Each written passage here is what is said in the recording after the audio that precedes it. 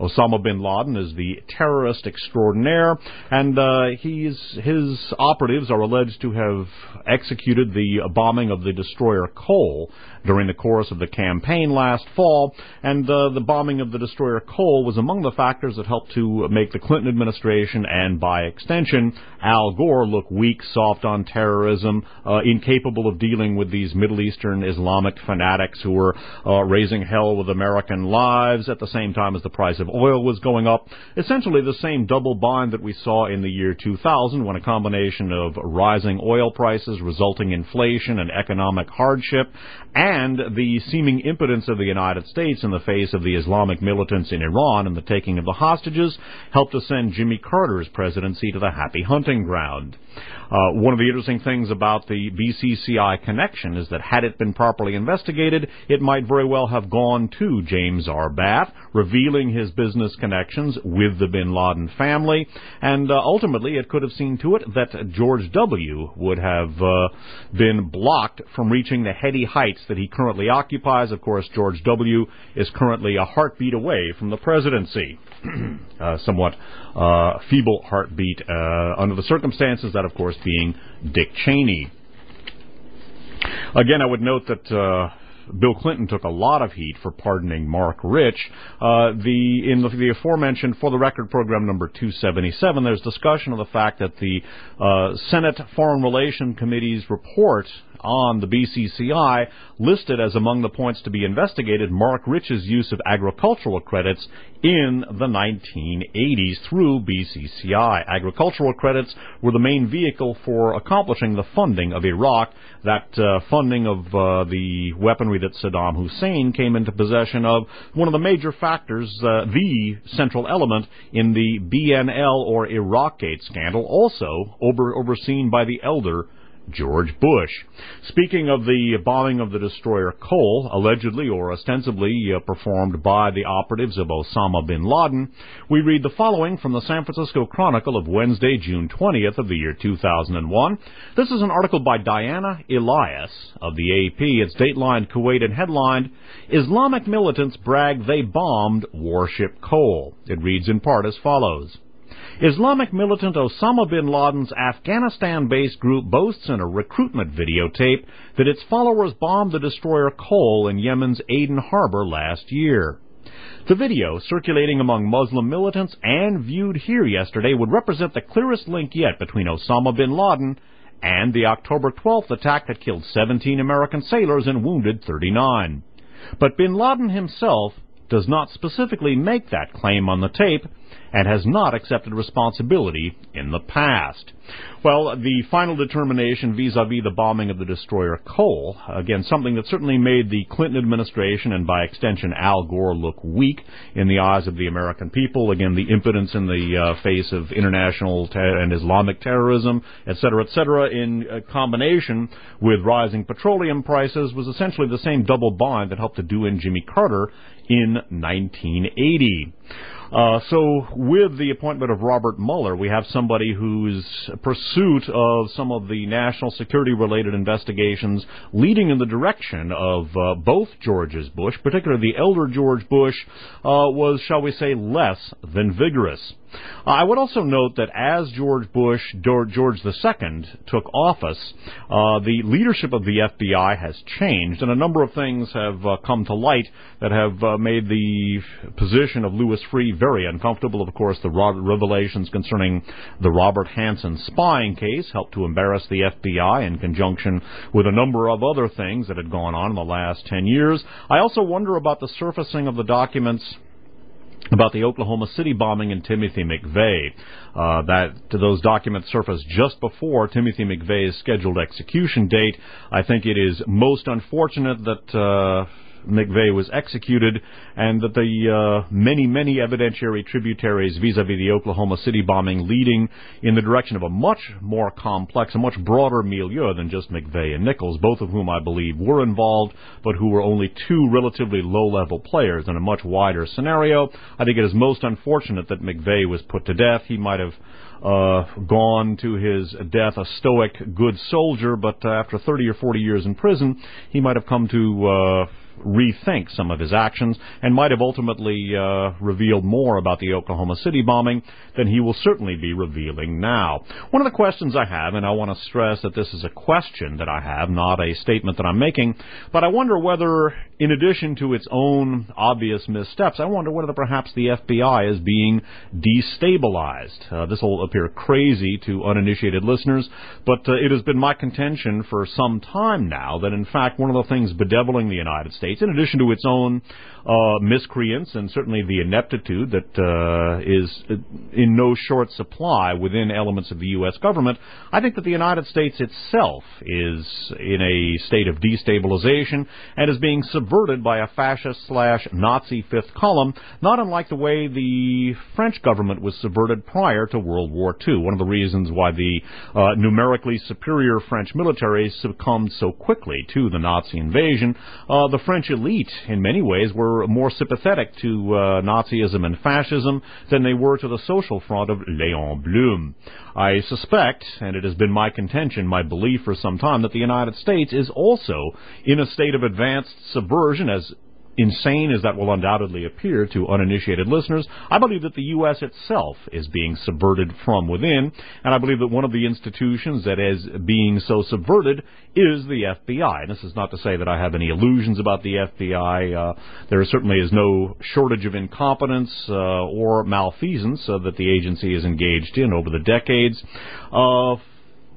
However, I would also note that the FBI and the federal government in general has been one of the major targets of the racist right, particularly in the wake of the conclusion of the Cold War. And one of the questions that I have concerning the FBI's missteps and its declining image is whether, in addition to its own ineptitude, which is certainly present, and in addition to its own missteps, which are certainly a matter of record, I wonder to what extent the FBI is being deliberately destabilized in order to weaken it and to open the country up for further fascist subversion.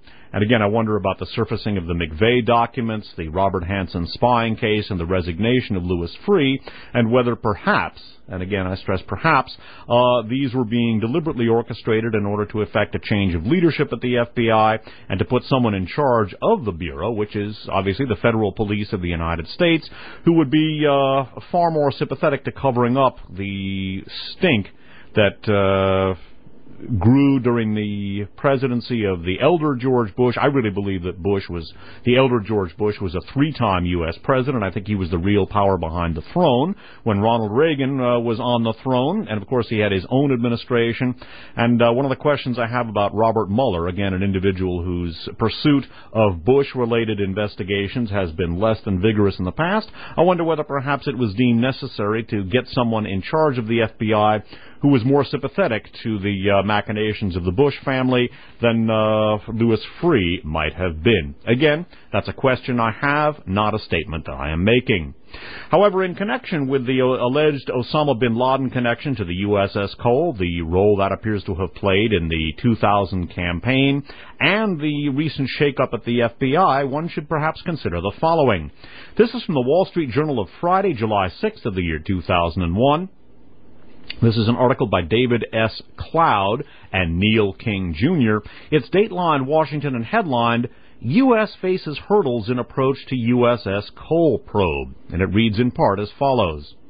When a senior Federal Bureau of Investigation official sought recently to go to Yemen, scene of last year's deadly terrorist attack on the warship U.S.S. Cole, he ran into an unlikely obstacle, the U.S. ambassador to Yemen, Barbara Bodine, B-O-D-I-N-E. With the Yemenis complaining of too many FBI agents in their country, Ms. Bodine took the unusual step of denying access to John O'Neill, the hard-charging supervisor of the case who normally works in New York, according to two officials familiar with the decision. FBI brass appealed to Ms. Bodine's superiors, but her decision was allowed to stand. Skipping down. The FBI pulled all its investigators out of the country last month, that would have been June, after receiving what it called a specific and credible, unquote, security threat. Well, I don't know precisely what that specific and credible security threat was, but I would note with the James R. Bath, George W. Bush, Arbusto energy connection to BCCI and to the bin Laden family, and with Robert Mueller's position as a less than vigorous investigator of Pan Am 103 and BCCI, both of which would have brought down the elder George Bush, and the BCCI investigation might very well have brought down George II as well. I wonder about the State Department role in the attenuation of the F.B.I.'s investigation of the U.S.S. Cole. And I wonder about the changing of the guard, so to speak, at the F.B.I. in connection with the bombing of the U.S.S. Cole. And I strongly encourage members of the listening audience to consider the hypothesis that I've been advancing on and off over the years, that for all of its shortcomings and for all of its misdeeds, the F.B.I. and other aspects of the U.S. government are in fact being subverted from within. And again, the operant paradigm is one of comparison with what happened in France prior to the Second World War. That has been my belief for some time, and it's something I think listeners should examine very critically. And again, this is not to say that I hold a brief for any mistakes and or deliberate misdeeds of the FBI. I don't, but one should consider the degree of hatred that is felt by international fascist elements, particularly domestic fascist elements, toward the FBI, and consider the role that necessarily the FBI would have to play in any successful interdiction of fascism in the United States, and consider what has been going on at the FBI, and consider to what extent that those changes and some of those misdeeds may have been the result of deliberate subversion of the Bureau from the inside. Was that last word. That again from For the Record program number 310 from July 8th of the year 2001. Again, note Mueller's position overseeing the quote investigation unquote of BCCI, the quote investigation unquote of Pan Am 103, as well as the Noriega connection. All of those would have gone to George Bush and the Iran-Contra scandal, and as we've seen in numerous broadcasts in the past, the latter, the BCCI investigation, might have gone to the younger George Bush as well. Note also the name John O'Neill, the FBI official who was in charge of national security for the New York's FBI office, and also the investigations into the bombings of the U.S. embassies in '98 and the destroyer Cole in the year 2000, both of those attributed to Osama bin Laden. The various tapes, including number 310 that and the CDs that I've produced over the years, are available from a tape duplication service called Spitfire. Their address is P.O. Box 1179, Ben Lomond, California, 95005. Email mail, M-A-I-L, at spitfirelist.com. You can visit the real audio-equipped Spitfire website at www.spitfirelist.com. And sister station WFMU-FM in Jersey City, New Jersey, has been compiling the For the Record programs on real audio. More recent programs, including, by the way, number 310, are streaming on the WFMU website at wfmu.org/Dave Emory, D-A-V-E-E-M-O-R-Y. There are older For the Record programs available for download only on a longer web address for WFMU. There are links to both WFMU websites, both the streaming website and the website for an audio download only, in the For the Record section of the Spitfire website, again at www.spitfirelist.com. This concludes Side A of For the Record program number 325, The Past as Prologue, subtitled The Eve of Destruction. This is being recorded on September 16th of the year 2001. My name's Dave Emory. Thanks for listening.